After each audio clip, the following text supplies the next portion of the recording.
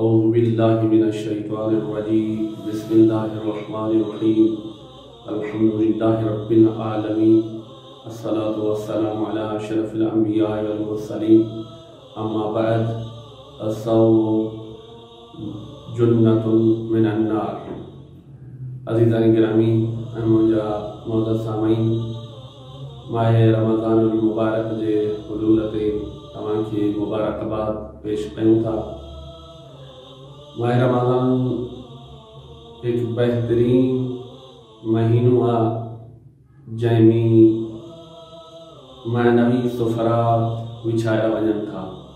ये वो महीनो आहे जंहिंमें इंसान खुदा जो मेहमान आहे ऐं खुदा खुद मेज़बान आहे। इन महीने जे लाइ इहा ई हदीस काफ़ी आहे त ही महीनो सभिनि महीननि खां अफ़ज़ल महीनो आहे ऐं सभिनि महीननि जो सरदार महीनो आहे। जीअं त मां हदीस शरीफ़ तलावत करण जो शरफ़ हासिल कयुमि, जंहिंमें इरशाद मासूम थिए थो, अस्सौमु जुन्नतुन मिनन नार, रोज़ो जहन्नम जी बाहि खां ढाल आहे। महीने रमज़ान में पूरे महीने में रोज़ा इंसान ते वाजिब आहिनि। उहे इंसान जेके रोज़े जी तवान रखंदा हुजनि, मुसाफ़िर न हुजनि, बीमार न हुजनि, उन्हनि ते रोज़ो वाजिब आहे।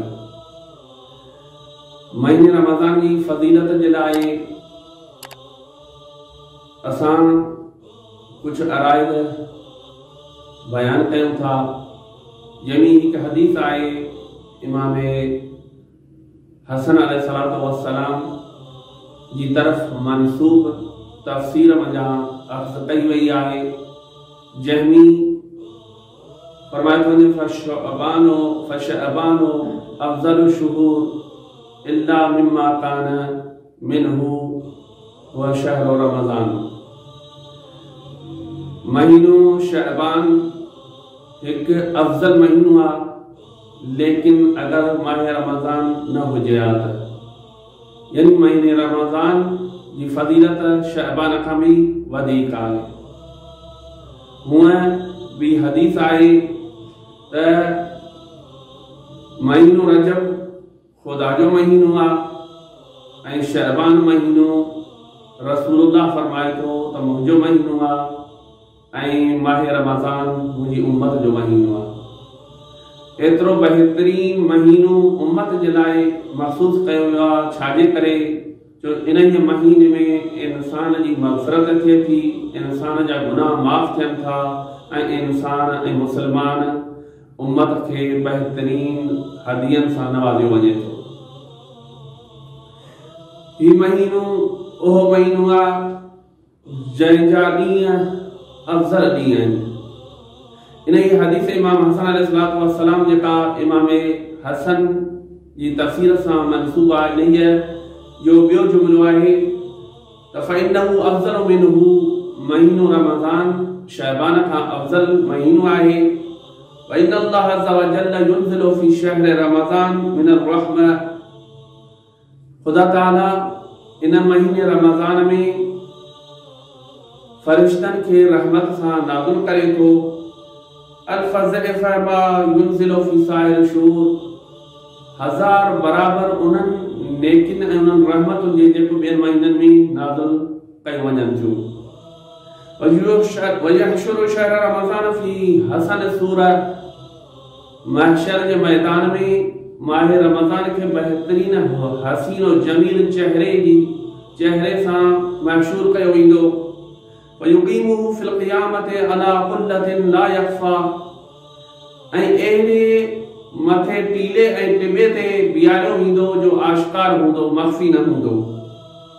वहुव अलैया अला अहद मिम्मन ज़म्महु ज़ालिकल महशरु सुम्मा यअमुरु फ़युख़लउ अलैहि मिन क़िस्वतिल जन्नति व ख़िलाइहा, ऐं पोइ महीने रमज़ान खे जन्नत जे बहितरीन अबाउनि सां ऐं कपड़नि सां उनखे ढकियो वेंदो ऐं सिंगारियो वेंदो ऐं पोइ अहिड़ा लिबास हूंदा जंहिंखे अकुल दर्क न करे सघंदो, जंहिंजी माण्हुनि जूं अखियूं उनखे ॾिसी न सघंदियूं, कंहिं माण्हू जो इल्मु उनखे महसूस न करे सघंदो, एतिरो त हुनजी ख़ूबसूरती हूंदी। वला यइल्म मिक़दार उज़ुन वला यफ़हमु कुनहु क़ल्बुन, ऐं को अहिड़ो क़ल्ब अहिड़ी दिलि न हूंदी जेका हुनजे हक़ीक़त ज़ात खे सम्झी सघे त महीने रमज़ान जी फज़ीलत छा आहे।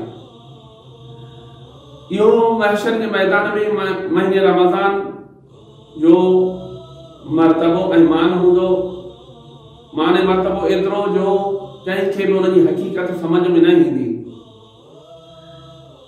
इमाम हसन अलैहिस्सलातु वस्सलाम मौला अमीरुल मोमिनीन अलैहिस्सलातु वस्सलाम खां रवायत कनि था त हिकु ॾींहुं मौला फरमाए थो, मौला अमीरुल मोमिनीन फरमाइनि था त मां हिकु ॾींहुं वेठो आहियां रसूलुल्लाह महीने रमज़ान जे इस्तक़बाल जे लाइ आख़िर शअबान जे जुमे ते हिकु ख़ुतबो ॾियणु फरमायो, जंहिंमें रसूल ख़ुदा फरमायो या अय्युहन्नास इन्नहु क़द अक़बल इलैकुम शहरुल्लाह बिल बरकति व रहमति वल मग़फ़िरह।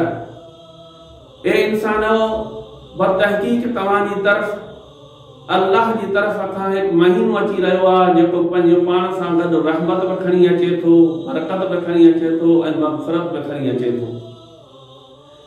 इन महीने में रहमत भी पंहिंजे उरूज ते पहुतल आहे, मग़फ़िरत भी पंहिंजे उरूज ते पहुतल आहे ऐं बरकत भी पंहिंजे उरूज ते पहुतल आहे। ही महीनो रमज़ान ओ महीनो आहे जंहिंमें चारई आसमानी किताब नाज़िल थिया आहिनि, तौरात, इंजील, ज़बूर ऐं क़ुरान मजीद।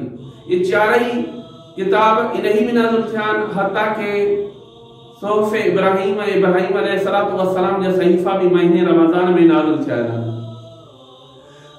रसूल खुदा ये खुतबे में अगते फरमाइन था शहरुल्लाह व इंदल्लाह अफज़ल शुहूर। ये महीनो रमज़ान ओ महीनो आहे जेको तमाम महीननि खां अफज़ल महीनो आहे। व अयामहु अफज़लुल अयाम, इन्ही जा ॾींहं सब ॾींहनि खां तमाम ॾींहनि खां अफज़ल आहिनि। व लयाली अफज़लुल लयाली, ऐं इन्ही जूं रातियूं सभिनि रातियुनि खां अफज़ल रातियूं आहिनि। वसातु अफज़ल सात, ऐं इन्ही जूं घड़ियूं ऐं लम्हा हर महीने खां हर लम्हनि खां अफज़ल आहिनि।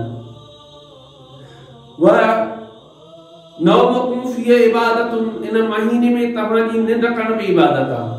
व अनफासुकुम फी तस्बीहुन, इन महीने में तव्हांजो साह खणण भी तस्बीह जे बराबर आहे। इन महीने में रोज़े जी बरकत आहे एतिरी जो जेको भी इन महीने जा सब रोज़ा रखंदो खुदा उन जा सब गुनाह माफ़ करे छॾींदो। महीने रमज़ान के रमज़ मादे रमज़ मां वरितो वियो आहे। रमज़ रा मीम ज़ाद, इन जी माना आहे साड़ण वारो, जलाइण वारो। यो इन महीने ते नालो इन जे करे पयो जो ई महीनो इंसाननि जे गुनाहनि खे साड़ींदो आहे, जलाईंदो आहे।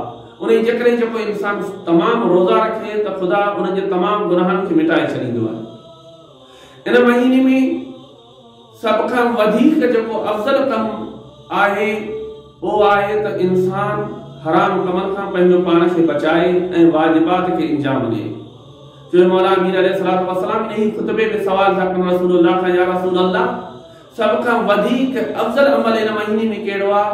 त रसूलुल्लाह फरमायो त इन महीने में सब खां वधीक अफज़ल अमल इहो आहे त तव्हां पंहिंजो पाण खे गुनाहनि खां बचायो, हराम खां पंहिंजो पाण खे बचायो ऐं वाजिबात ते अमल कयो।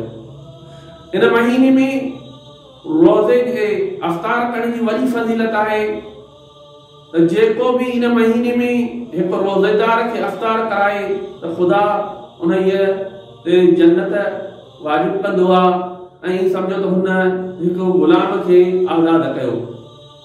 अगरचे हिकु लुक़मो ऐं हिकु ढोक पाणी जो छो न हुजे, हिकु कतर जे अधु गड़ी छो न हुजे, लेकिन खुदा उन खे इहो सवाब अता कंदो आहे। इन महीने में पाड़ेसरनि सां सुलूक करण तमाम बेहतरीन अमल आहे। जो रसूलुल्लाह फरमाइनि था इन महीने में जेको भी पाड़ेसरनि सां सुठो सुलूक कंदो जेको पंहिंजे रिश्तेदारनि सां सुठो सलूक कंदो ख़ुदा उन्हनि खे क़यामत जे मैदान में क़यामत जे ॾींहुं ख़ुदा उन्हनि खे पंहिंजे रहमत जे हेठां दाख़िल कंदो। ऐं जेको यतीमनि ते रहम कंदो ख़ुदा उनजे यतीमनि ते रहम कंदो। इन महीने में सब खां वधीक पाड़ेसरनि सां रिश्तेदारनि सां सुठो सलूक करण जी वधीक ताकीद कई वई आहे। ख़ुदा खां दुआ आहे त ख़ुदा इन महीने में असांखे सब खां वधीक रोज़न रखण ऐं क़ुरान मजीद जी तिलावत करण जी तौफ़ीक़ अता फरमाए। छो जो क़ुरान मजीद लाइ फरमायो वियो आहे त जेको हिकु आयत खे तिलावत कंदो ई सम्झंदो हुन ख़तम क़ुरान जो सवाब हासिल कयो। बस ख़ुदा खां दुआ आहे त ख़ुदा इन महीने में असांखे रोज़ा रखण, तिलावत क़ुरान मजीद जी तिलावत करण ऐं पाड़ेसरनि सां सुठे सलूक करण जी तौफ़ीक़ अता फरमाए। इलाही आमीन सुम्मा आमीन।